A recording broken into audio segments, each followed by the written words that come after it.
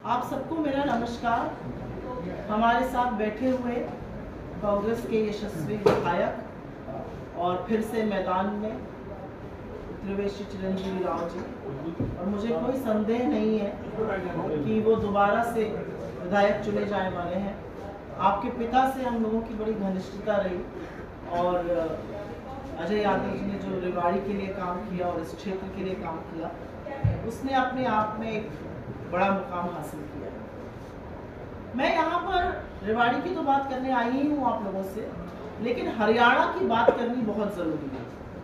और हरियाणा में हम जहाँ जा रहे हैं, मैं आपको विश्वास दिला सकती हूँ कि हरियाणा बदलाव के लिए बिल्कुल तैयार हो चुका है और हरियाणा प्रचंड बहुमत से कांग्रेस की सरकार बनाने जा रहा है। इसमें कोई संदेह नहीं है। हरियाणा के मूल मुद्दे वही मूल मुद्दे हैं जो इस देश के मूल मुद्दे हैं। हरियाणा का युवा, हरियाणा का किसान, हरियाणा का जवान, हरियाणा का पहलवान परेशान है। हरियाणा में बेरोजगारी का ये आलम है। पिछले 10 साल के जंगल राज में इतनी बेरोजगारी हुई है कि हरियाणा के युवा को इजराइल के युद्ध क्षेत्र में जाने के लिए लाइन में खड़े होना पड़ रहा है। हरियाणा में बेरोजगारी का ये आलम है कि हमारे लड़के डंकी मारने को मजबूर है। हरियाणा में बेरोजगारी का ये आलम है कि अगर 5000 सफाई कर्मचारियों की नौकरियां निकलती हैं तो 46,000 उसमें पोस्ट ग्रेजुएट और ग्रेजुएट जो है वो अप्लाई करते हैं। हरियाणा में बेरोजगारी का ये आलम है कि 2 लाख सरकारी पद खाली हैं, लेकिन पिछले 10 साल में वो पद नहीं भरे गए। तो बेरोजगारी हरियाणा की बहुत बड़ी समस्या है। आपके सामने मैं कुछ आंकड़े रख देती हूँ, क्योंकि आंकड़े झूठ नहीं बोलते और उन आंकड़ों में ये पूरी तरह से साफ है कि हरियाणा में देश में नंबर 1 पे बेरोजगारी है। हरियाणा में बेरोजगारी कांग्रेस के शासन और बीजेपी के शासनकाल के दौरान चौगुनी बढ़ी है और उसका कोई निवारण नहीं, उसका कोई समाधान हमें नहीं दिखता है। इसलिए बेरोजगारी बहुत बड़ी समस्या है और उस बेरोजगारी से निपटने के लिए सरकार को बदलना जरूरी है, क्योंकि हमारे पास एक प्लान है जिससे युवाओं को रोजगार मिल सकता है। ये मैं पहली बात युवाओं की बेरोजगारी की करना चाहती हूँ। दूसरी बात यहाँ पर जवानों की करना जरूरी है और उसके बाद किसानों की बात करेंगे। नमस्कार। किसानों की बात करने से पहले मैं, क्योंकि युवाओं की बात करूँ तो जवानों की बात कर लेती हूँ। हरियाणा वो भूमि है जहाँ पर न सिर्फ श्री कृष्ण ने गीता का उपदेश दिया, बल्कि यहाँ के हमारे बेटे सरहद पे खड़े होकर इस देश की रक्षा करते हैं। और जब यहाँ के माँ बाप अपने बेटों को सेना में भेजते हैं तो इस विश्वास से भेजते हैं कि उनका बेटा इस देश की रक्षा करने के लिए सियाचिन की कांपती हुई ठंड में और रेगिस्तान की तपती हुई धूप में एक जैसा खड़ा रहेगा। लेकिन उनको नहीं पता था कि उनके बेटों का त्याग, उनके बेटों का सम्मान ये सरकार 23 साल की उम्र में उनको रिटायर करके दिलाई है। और वही अग्निवीर योजना है। अग्निवीर योजना सेना में हमारे सैनिकों को 2M दर्जा देने का काम कर रही है। जो अग्निवीर के सैनिक होंगे उनको शहीद का दर्जा नहीं मिलेगा, उनको पेंशन नहीं मिलेगी, उनको कैंटीन की बाकी सुख सुविधाएं नहीं मिलेंगी और 23 साल की उम्र में उनको कह दिया जाएगा आप रिटायर होकर घर चले जाइए। जब हरियाणा का युवा 23 साल की उम्र में रिटायर होके आएगा, वो अपने पूरे जीवन में क्या करेगा? एक नया जुमला भाजपा पकड़ा रही है, हम सरकारी नौकरी देंगे। अरे छोड़िए सरकारी नौकरी, आपके बस की बात नहीं है। 11 साल में आप सेंटर में नहीं दे पाए, यहाँ की दीजिएगा। आपके लिए जरूरी है कि आप हरियाणा के लोगों को, यहाँ की जनता को, यहाँ के युवाओं को ये विश्वास दिलाइए कि आप आगे चलकर सेना को सम्मान देने का काम करिएगा और अगर आप नहीं करिएगा तो अग्निवीर को उखाड़ फेंकने का काम हम करेंगे। हरियाणा आई हूँ और हरियाणा में किसान की बात ना हो और बाकी बातें हो, ऐसा हो नहीं सकता। लेकिन किसान की बात करने से पहले मैं आपके सामने एक तस्वीर डालना चाहती हूँ। ये तस्वीर आप सबके जहन में है। ये तस्वीर है उस किसान की जो देश की राजधानी दिल्ली आना चाहता था, अपने हक की आवाज उठाने के लिए, अपने साथियों की आवाज उठाने के लिए, अपनी फसल का उचित दाम मांगने के लिए। लेकिन इस किसान पर लाठियां उन्हीं के बेटों से बरसवाने का पाप नरेंद्र मोदी और हरियाणा की सरकार ने किया। हरियाणा की सरकार ने तो एक कदम आगे बढ़कर ये किलेबंदी की थी। याद है ना आपको, जब किसान जा रहे थे तो कैसे उनके रास्ते खुदवाकर उसमें कीले गड़वाकर सीमेंट की ये चट्टाने और ये बैरिकेडिंग कराई गई थी, जिससे किसान आगे ना बढ़ सके। और अगर किसी ने आगे बढ़ने की कवायद की तो उन पर लाठियां बरसाई गई, आंसू गैस के बम गोले चलाए गए। किसान हमारे 1.5 साल तक सरहद पे बैठे रहे, जाड़ा गर्मी बरसात सब सहते रहे। और उन किसानों को 750 किसानों की शहादत के बाद मोदी जी ने कहा मुझे क्या। उन किसानों पर न सिर्फ लाठियां बरसाई गई बल्कि फर्जी मुकदमे और एनआईए के केसेस तक कराए गए। ये वो किसान हैं जो धरती का कलेजा फाड़कर फसल उगाते हैं जिससे हमारा और आपका पेट भरा रहे। लेकिन जब उन्होंने अपने हक की बात करी तो उनको गुंडा, मवाली, नक्सली, आतंकवादी, पाकिस्तानी न जाने क्या क्या कहा गया। तो किसान अपना दर्द भूला नहीं है। किसान अपने सिर पर पड़ी जो लाठी जिससे उसका सिर फूट गया और खून बहा वो भूला नहीं, और हरियाणा वो भूला नहीं। असलियत ये है कि आज भी खट्टर जी खड़े होके कहते हैं जो शंभू बॉर्डर पर किसान बैठे वो किसान थोड़े ही है। आप मत सम्मान करिए, लेकिन असम्मान तो मत करिए, अपमान तो मत करिए हमारे किसानों को। और इसका बदला हरियाणा चुन चुन कर हर असेंबली में लेगा। हरियाणा में बात करते वक्त पहलवानों की बात ना हो ये भी संभव नहीं, क्योंकि ये सच है कि हरियाणा के किसान, हरियाणा के जवान और हरियाणा के पहलवान इस देश की आन बान शान है। ये सच है कि हरियाणा के पहलवानों ने हर बार इस देश का गौरव बढ़ाया है।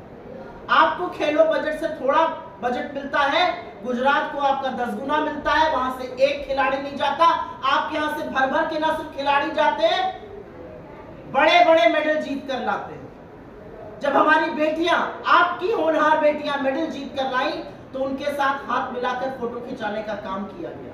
लेकिन जब उन्हीं बेटियों ने अपने साथ हो रहे अत्याचार और यौन शोषण के आरोप लगाए तो उनको 1.5 महीने तक दिल्ली में खुले आसमान के नीचे बैठाने को मजबूर किया गया।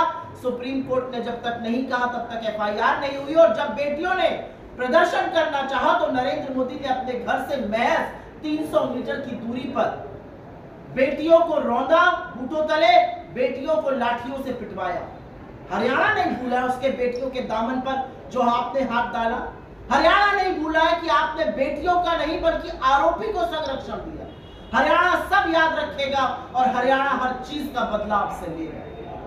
असलियत यह है कि दिल्ली को किलेबंदी करने का काम नरेंद्र मोदी और हरियाणा की सरकार ने मिलकर किया। और असलियत एक ये भी है कि जब चुनाव के मुहाने पर हरियाणा आके खड़ा हुआ तो आपने लोगों की आंख में धूल झोंकने के लिए 9.5 साल के मुख्यमंत्री को बदला, आपने उप मुख्यमंत्री बदला, आपने अपना पार्टी अध्यक्ष बदला। लेकिन असलियत यह है कि लोग आपकी असली बात जानते हैं।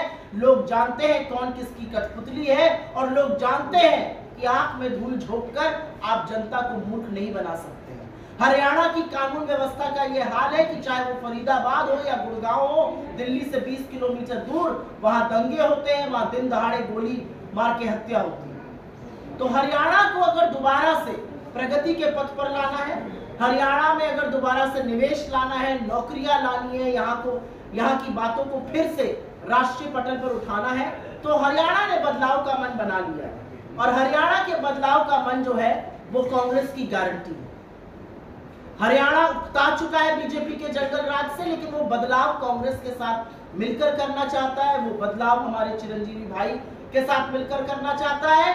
हरियाणा में कांग्रेस का वादा है हमारी सरकार बनेगी, हम महिलाओं के सशक्तिकरण के लिए उनके अकाउंट में 2000 रुपए डालेंगे और 500 का गैस सिलेंडर देंगे।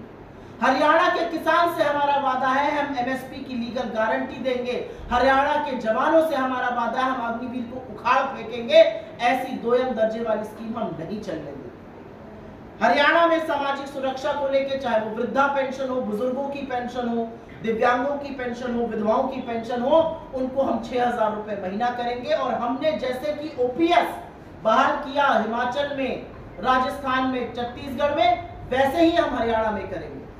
ये सच है कि राजस्थान में हमारी 25 लाख की चिरंजीवी योजना लोगों की जड़ी बूटी बन के खड़ी है। उसने लोगों को जीवित रखा है, उनको स्वास्थ्य का अधिकार दिया। वैसी ही स्कीम हम एक हरियाणा में लागू करने जा रहे हैं। हम गरीबों के लिए 100 गज का प्लॉट और 3.5 लाख की लागत से 2 कमरे बनाने की बात कर रहे हैं। हम युवाओं के सुरक्षित भविष्य के लिए जो 2 लाख सरकारी पद हैं उनको तुरंत भरेंगे और ये जॉब्स कैलेंडर बना के किया जाएगा। आपने खुद देखा होगा और आपके सामने मुझे ये कहने में कोई गुरेज नहीं है कि जितना मेहनत और जितना काम हमारे कांग्रेस के नेतृत्व ने यहाँ पर किया है और जो मेहनत राहुल गांधी ने करी और जो प्यार हरियाणा ने, जो मोहब्बत हरियाणा ने, चाहे वो भारत जोड़ो यात्रा के दौरान हो और अब जो विजय संकल्प यात्रा चल रही है उसके दौरान हो, जो बरसाई, उसमें वाकई हरियाणा का बहुत बड़ा रोल है। आज भी वो हरियाणा में है और पूरा का पूरा हरियाणा मानो सड़कों पर उतरा हुआ है और वो चाहता है कि बदलाव हो, वो चाहता हो परिवर्तन हो, वो चाहता है कि ऐसे लोग चुने जाएं जो आपके काम करें, आपके हक की आवाज उठाएं। मैं आपके माध्यम से यहाँ के लोगों से, यहाँ की जनता से अपील करती हूँ कि चिरंजीवी भाई को दोबारा से चुनिए। आपके बीच के हैं, आपके सुख दुख के साथी हैं, आपकी समस्याओं का समाधान करेंगे। आपके सवालों का स्वागत है। अगर हरियाणा पर ये सवाल पहले हो तो मैं अनुग्रहित करूँगा।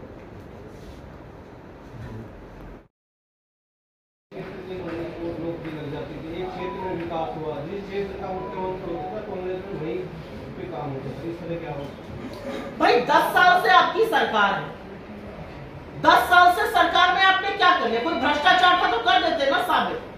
10 साल जनता ने आपको वक्त दिया, कोई झुंझुना बजाने के लिए थोड़ी बिठाया था जनता ने आपको। जनता ने आपको 10 साल वक्त दिया। आपने 10 साल पहले कहा था भ्रष्टाचार हुआ, आप एक भी भ्रष्टाचार साबित नहीं कर पाए क्योंकि आपने मनगढ़ंत कहानियां रची। आप अब कह रहे हैं एक तरफ के लोगों का विकास होता था, आपने तो किसी तरफ के लोगों का विकास नहीं किया ना। असलियत यह है कि जब कांग्रेस की सरकार थी तो यहाँ पर रिकॉर्ड निवेश आया, जब कांग्रेस की सरकार थी तो नौकरियां बनी, जब कांग्रेस की सरकार थी तो बड़ी बड़ी मल्टीनेशनल कंपनीज हरियाणा पहुंची। तो एक क्षेत्र का विकास कैसे था? हरियाणा पर कैपिटा में तब नंबर 1 नंबर 2 होता था देश में। आज हरियाणा सड़क के नीचे पहुंच गया है। हरियाणा में देश में सबसे ज्यादा बेरोजगारी है। हरियाणा की बेरोजगारी चौगुनी बढ़ गई हमारे जाने के बाद से। 10 साल से आप सत्ता में थे, आपने क्या किया? सब कुछ भूल जाइए। 2 लाख सरकारी पद तो खाली पड़े थे, उनको तो भर सकते थे। और प्रत्यक्षम के प्रमाणम, प्रत्यक्ष को प्रमाण की क्या आवश्यकता है? आप 5000 सफाई कर्मचारी की नौकरी निकालते हैं और उसमें 46,000 जो अप्लाई कर रहे हैं वो पोस्ट ग्रेजुएट और ग्रेजुएट है। वो क्यों अप्लाई कर रहे हैं? क्योंकि उनको अपना भविष्य ही नहीं दिख रहा है। ये हरियाणा के ही तो नौजवान है जो ना लाइन में लग के इजराइल के युद्ध क्षेत्र जाने को मजबूर है। क्यों जा रहे हैं? ये सारी बातों का जवाब हरियाणा मांग रहा है। इधर उधर की बात, कांग्रेस के खिलाफ जहर उगलने से बात नहीं बनेगी। हरियाणा हिसाब करके रहेगा। मैडम, अनिल विज ने चुटकी लिए राहुल गांधी आएंगे, तूफान आएगा, लेकिन कह रहे पत्ता तक नहीं हिला। देखिए, ऐसा है कि एक दिन अमित शाह यहाँ आए, उन्होंने सैनी साहब का हाथ उठा के कहा ये हमारे मुख्यमंत्री के दावेदार हैं, ये चेहरा है। 24 घंटे बाद अनिल विज जी कूद पड़े। उन्होंने कहा ना जी, मैं सीनियर हूं, मैं मुख्यमंत्री बनूंगा। उसके थोड़ी देर बाद राव इंद्रजीत ने कहा जी मैं बनूंगा। फिर वहां पर रामविलास शर्मा जी रो रहे हैं, मेरे साथ, इनका बड़ा ब्राह्मण चेहरा, वो रो रहा है कि मेरे साथ अन्याय हो गया। फिर इनके 63 लोग एक के बाद एक के बाद एक के बाद एक इस्तीफा देते हैं। इनके पिछड़े प्रकोष्ठ के अध्यक्ष तक जो राज्य के थे उनको इस्तीफा देना पड़ा। इनके किसान प्रकोष्ठ के अध्यक्ष ने इस्तीफा दिया। तो इनके साथ खड़ा कौन है? अनिल विज जी का अपनी पार्टी में क्या ओहदा है और अनिल विज जी को कितना दूध की मक्खी की तरह से हरियाणा बीजेपी ने निकाल दिया है, ये आप मुझसे बेहतर जानते हैं। आप यहाँ के बड़े प्रखर पत्रकार हैं, मुझे पता है ये बात, ये मुझसे बेहतर आप जानते हैं। असलियत ये है कि, और मैंने कल भी ये कहा और फिर कहती हूँ, हरियाणा के भाजपाइयों को मेरी छोटी सी नसीहत है, और वो नसीहत ये है कि राहुल गांधी के और कांग्रेस के वीडियो मत देखिएगा। कमजोर दिल वाले भाजपाई तो बिल्कुल ना देखें, क्योंकि उनको सुनने के लिए और बदलाव करने के लिए जनता सड़कों पे नहीं निकल रही है, जन सैलाब आ रहा है, सुनामी आ रही है। कमजोर दिल वाले भाजपाइयों के दिल और दिमाग पर बड़ा आघात पड़ सकता है इसका। उसी आघात के चलते मुझे लगता है अनिल विज जी ने जो कहा, आपने भाजपा को लेकर सवाल उठाया, तो कांग्रेस में भी यही हो रहा है। तुम्हारी संख्या कह रही मुझे सीएम बनाओ और वो नाराज चल रही है। वो किसी, आप थोड़ा सा लेट आए मेरे बंधु, मैंने आपको देखा भी, आप 5 मिनट पहले ही आए। मैंने काफी बातों का जिक्र किया था, शायद आपने वो नहीं सुनी होगी। राजनीति में महत्वाकांक्षा रखना कोई बुरी बात नहीं है। क्या बुरी बात है? आप पत्रकार हैं, आपके ऊपर कुछ लोग होंगे, आपके नीचे कुछ लोग होंगे, नीचे वाले आपकी जगह आना चाहते हैं, आप उनकी जगह जाना चाहते हैं, इसमें कोई बुरी बात नहीं है। महत्वाकांक्षा होना क्या बुरी बात है? लेकिन शैलजा जी ने जो बात कही, और मुझे लगता है उन्होंने दूध का दूध और पानी का पानी कर दिया। बीजेपी के मुंह पर करारा तमाचा मारकर ये कहा, मेरी रगों में कांग्रेस का खून है और जैसे मेरे पिता तिरंगे में लिपट कर गए थे मैं भी जाऊंगी। इससे बड़ा तो कोई कुछ नहीं कर सकता है। इससे बड़ा तो फिर आप मुझे अपना कहिए, मैं किडनी निकाल के यहाँ चली जाऊँ बताने के लिए। असली बात यह है, शैलजा जी ने कल अंबाला में राहुल जी के साथ जो रैली करी, उनके साथ और प्रियंका जी के साथ जो यात्रा करी, वो बहुत बड़ी बात है। शैलजा जी हमारी नेत्री हैं। शैलजा जी, हुडा जी, रणदीप जी, सब लोग मिलकर ये चुनाव लड़ रहे हैं और हरियाणा की जनता ये चुनाव लड़ रही है। तो मुझे नहीं लगता, और मुझे लगता है कि हमारे यहाँ इतना लोकतंत्र है कि हम कह सकते हैं हमारी इच्छा है। बीजेपी में कहकर दिखा दीजिए, हो गई ना फजीहत। रावण रंजीत सिंह जी कह रहे हैं दक्षिण हरियाणा की हमारी 14.5-15 सीटों तक का दावा करेंगे, इस बार आई नहीं। वो तो दावा उन्होंने पहले भी किया था, और रावणदरजीत सिंह तो बेचारे मन महसूस कर बार बार कहते हैं मैं उम्मीदवार हूँ। ना उनकी उम्मीदवारी सामने आ रही है, ना अनिल विज जी की आ रही है, क्योंकि सबको पता है कि सरकार ही जा रही है। अब ऐसे में बड़ी बड़ी डींगे, बड़ी बड़ी बातें हाँकी जाएंगी। मैं आपको लिख कर दे सकती हूँ, प्रचंड बहुमत की सरकार बनेगी। और कल से जो यात्रा शुरू हुई है उसको देखकर तो भाजपा ही कह रहे हैं, अभी तक तो 10-15 पर थे, अब 5-7 आ जाए तो बड़ी बात है। सुप्रिया जी, उन्होंने अपना मुख्यमंत्री चेहरा क्लियर कर दिया कि सैनी साहब होंगे। आप हुड्डा जी दिखते हैं, कांग्रेस मतलब हुड्डा हरियाणा में दिखती है, तो आप भी डिक्लेयर करें ना कौन आपका चेहरा होगा, लोगों को पता लगे। मुझे ऐसा लगता है कि शायद आपको कांग्रेस के तौर तरीकों के बारे में मेरे बंधु जानकारी थोड़ी सी कम है। हम किसी भी राज्य में, चाहे वो तेलंगाना हो, चाहे वो कर्नाटका हो, चाहे वो हिमाचल हो, चाहे वो राजस्थान, छत्तीसगढ़, जहां पर अभी तक हमारी सरकारें थी, हम कहीं पर चेहरे पर चुनाव नहीं लड़ते हैं। हम मुद्दों पर चुनाव लड़ते हैं और हमारे चुने हुए विधायक अपने विधानमंडल नेता का चुनाव करते हैं। यही कर्नाटका में भी हुआ, यही तेलंगाना में हुआ, यही हिमाचल में हुआ और यही हरियाणा में होगा। इसमें कोई अपवाद नहीं है। मैडम, कांग्रेस इस तरीके से लहर की बात कर रही है कि हरियाणा में लहर है, उधर भारतीय जनता पार्टी लगातार तीसरी बार सरकार बनाने का दावा कर रही है, कितना सही है? अब मुंगेरी लाल के हसीन सपने अगर कोई देखना चाहते हैं तो इसमें क्यों आप आपत्ति कर रहे हैं? सपने देखने की तो लोगों को आजादी इस देश में है ना। हरियाणा में हमारी सरकार बनेगी, फिर भी हम बीजेपी को सपने देखने देंगे। सपने देखने का मैंने आपको बोला, बीजेपी के लोग कह रहे हैं 5 साल में सिमट जाएंगे। ये नंबर मैं आपको दे रही हूँ। प्रचंड बहुमत से सरकार बनेगी, हम दोबारा से यहाँ आएंगे, चिरंजीवी भाई जीतेंगे और फिर से आप सबके साथ मिठाई खाकर जाएंगे और सरकार बनवा कर जाएंगे। 6,000 पेंशन बुजुर्गों की और 2,000 महिलाओं को प्रति माह 500 रुपए में सिलेंडर। आखिर ये बर्डन तो जनता पर ही पड़ना है, एक जेब से निकाल के दूसरी जेब में डाल देना। ये बहुत ही अगर मैं अंग्रेजी में इसको शब्द बोल सकूं, ये वूडू इकोनॉमिक्स की आप बात कर रहे हैं। ऐसा होता नहीं है। बर्डन जनता पर तब पड़ता है जब जनता की जेब से लूट मचाकर मित्र की जेब में सुनामी डाली जाती है, जो नरेंद्र मोदी जी ने किया। पिछले 11 साल आपको लूटा। आपका पेट्रोल और डीजल आज यहाँ पर कितने का है? 90 के पार पेट्रोल है, 80 के पार डीजल है, जबकि कच्चे तेल का दाम 70% गिर गया। क्यों आपकी जेब पर लूट मचाई जा रही है? कल पितृपक्ष खत्म हो जाएगा, परसों से हमारे त्योहार शुरू हो जाएंगे। नवरात्र की शुरुआत है, नवरात्र के बाद दशहरा, दशहरे के बाद दिवाली, लगातार हिंदुओं के त्योहार शुरू होने जा रहे हैं। आज कमर्शियल गैस का सिलेंडर 48.5 रुपए बढ़ा दिया गया।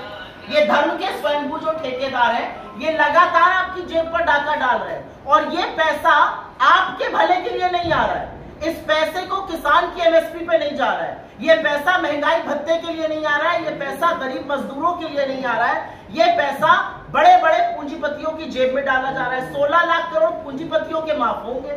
हरियाणा का किसान का कर्जा क्यों नहीं माफ हो सकता है? 16 लाख करोड़ आप पूंजीपतियों के माफ करेंगे। मैं आपको छोटी सी बात बताती हूँ। 10 कंपनियां थी, सरकारी कंपनियां, और उन 10 कंपनियों का करीब 67,000 करोड़ बकाया था सरकारी बैंकों पर। वो सब बीमार कंपनियां हो गई थी। उन 10 कंपनियों को अडानी जी ने खरीद लिया 16,000 करोड़ रुपए पर। किसकी जेब पर डाका पड़ा? वो डाका आपकी जेब पर पड़ा, क्योंकि आपकी जेब से पैसा निकालकर अडानी जी की जेब में डालने का काम हुआ।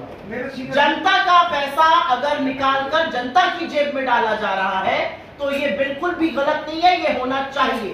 दिक्कत की बात क्या है कि नरेंद्र मोदी जी हरियाणा आकर दूसरे तरह की बात करते हैं और कहीं और जाकर दूसरा पक्ष। हमारा जो कर्ज था 2014 तक जब हमारी सरकार गई थी 70,000 करोड़ था। आज आपको पता है हमारा कर्ज पहुंच चुका है 3.25 लाख करोड़ रुपए। तो ये जो इतना कर्ज ले रहे हैं, ये कर्ज जा कहाँ रहा है? ये तो आपको उनसे पूछना चाहिए ना कि आपने 50 सालों में तो सरकार का कर्ज था 70,000 करोड़, आपने ऐसा क्या काम किया धरातल के ऊपर जो नजर नहीं आ रहा है, जो आपने 2.5 लाख करोड़ का कर्ज ले लिए? इस बात का जवाब सरकार को देना चाहिए। और सिर्फ भाई मैं एक मिनट, कहाँ से आया? भाई मैं एक मिनट, ये सिर्फ हरियाणा की बात नहीं है, ये देश की बात है। नरेंद्र मोदी जी प्रधानमंत्री बने 2014 में, इस देश में कर्जा था 55 लाख करोड़, आज वो कर्जा पहुंच गया 205 लाख करोड़। किसकी जेब में पैसा आया और कौन से पुल बने, मैं जानना चाहती हूँ। जो बना चुनाव के पहले वो ताश के पत्तों की तरह बारिश में ध्वस्त हो रहा है, चाहे वो दिल्ली का एयरपोर्ट हो, राजकोट का एयरपोर्ट हो, जबलपुर का एयरपोर्ट हो, चाहे वो अटल सेतु हो, चाहे वो सुदर्शन सेतु हो, चाहे वो शिवाजी की मूर्ति हो, चाहे वो तमाम पुल और सड़कें हो। क्यों ढह रही है ये सब? क्योंकि भ्रष्टाचार से पैसा मित्रों की जेब में डाला जा रहा है, लोगों का निकाल के। मैं आपको कांग्रेस के बारे में थोड़ी सी बात बता देती हूँ। हमारा जो मैनिफेस्टो या हमारी जो गारंटी आती है, ये हाईएस्ट इकोनॉमिक कमेटी में जाती है, जहां पर चिदम्बरम जी जैसे लोग हैं, और जब तक वो इसको स्वीकृति नहीं देते हैं इंटरनल अप्रूवल्स और बजट देखकर, हम कोई चीज अनाउंस नहीं कर सकते। ये हमारे ऊपर पाबंदी है। हम मोदी जी की तरह जाकर नहीं कह सकते हम 2 करोड़ रोजगार बना देंगे सालाना, हम 15 लाख बैंक अकाउंट में ले आएंगे, हम नहीं कर सकते। हमारे ऊपर पाबंदी है। मैं तक या चिरंजीवी भाई तक या हमारे प्रदेश अध्यक्ष तक नहीं बोल सकते हैं जब तक इकोनॉमिक कमेटी उसको अपना सैंक्शन नहीं देती है। उन्होंने मंजूरी दी है, हमने बजट देखा है, हमने इंटरनल अप्रूवल्स देखे, हमने देखा है कि किस तरह से रेवेन्यूज रेज किए जा सकते हैं, कहां से कहां पर एक्सपेंडिचर की वेस्टेज हो रही है, और हम पूरी तरह से आश्वस्त हैं कि ये हो सकता है। और क्योंकि आपने इकोनॉमिक एक सवाल पूछा है, मुझे इकोनॉमिक की थोड़ी सी जानकारी है। एक सुदर्शन चक्र होता है, वो सुचक्र ये है कि अगर आपके हाथ में ज्यादा पैसा आएगा तो आप खर्चा ज्यादा करेंगे, आप खर्चा ज्यादा करेंगे तो कंपनी वो सामान ज्यादा बनाएगी तो ज्यादा निवेश करेगी, ज्यादा निवेश करेगी तो ज्यादा लोगों को नौकरी पे रखेगी, जितनी ज्यादा नौकरियां बनेंगी उतनी ज्यादा हाथ में पैसा आएगा। ये सुचक्र टूट गया, ये कुचक्र हो गया। इस समय ना निवेश हो रहा है ना उपभोग हो रहा है। तो मेरे ख्याल से ये मैडम, अगर प्रचार की बात कर ले तो अभी पर्ची फर्ची और एक जीजाजी वाड्रा जी को लेकर भी लगातार बयानबाजी हो रही है, इसको लेकर क्या? हरियाणा, सॉरी मैं हरियाणा का ही बता रहा हूँ। हमारे एमएलए थे धर्मवीर गोंदर जी, जिनके खुद के बेटे ने आरोप लगाया था कि उनके बेटे ने 50 लाख रुपए दिए हैं सरकारी नौकरी के लिए। उससे बड़ा आरोप क्या होगा? आप क्या पर्ची खर्ची की बात कर रहे हैं? सरकार का तो सबको पता है, जितने भी एसडीओ लगे हैं यहाँ पर 70, वो सब पैसे लेके लगे हैं। तो बीजेपी मनगढ़ंत आरोप लगाती है, सबको पता है। मुझे ऐसा लगता है कि जो भाषा का प्रयोग मोदी जी हरियाणा आके कर रहे हैं वो हरियाणा की संस्कृति के खिलाफ है। हरियाणा की संस्कृति मोहब्बत की संस्कृति है, हरियाणा में आपसी भाईचारा है, हरियाणा में एक दूसरे से इतने सम्मान से बात की जाती है। किस भाषा का प्रयोग मोदी जी मंच से कर रहे हैं? आप किसी के लिए किसी को दलाल कह रहे हैं, आप ये शब्द है नरेंद्र मोदी के। ये वही प्रधानमंत्री है जो मुजरा और मंगलसूत्र कहते थे, अब हरियाणा आके आपका सम्मान करके ऐसे शब्दों का प्रयोग कर रहे हैं। 10 साल से सत्ता में दिल्ली में आप काबिज हैं, 10 साल से आपकी कठपुतली हरियाणा में, क्यों नहीं आपने किसी को भ्रष्टाचार में जेल में डाल दिया? क्योंकि आपने मनगढ़ंत केसेस बनाए हैं। आपने कांग्रेस के खिलाफ मनोहर कहानियां रची।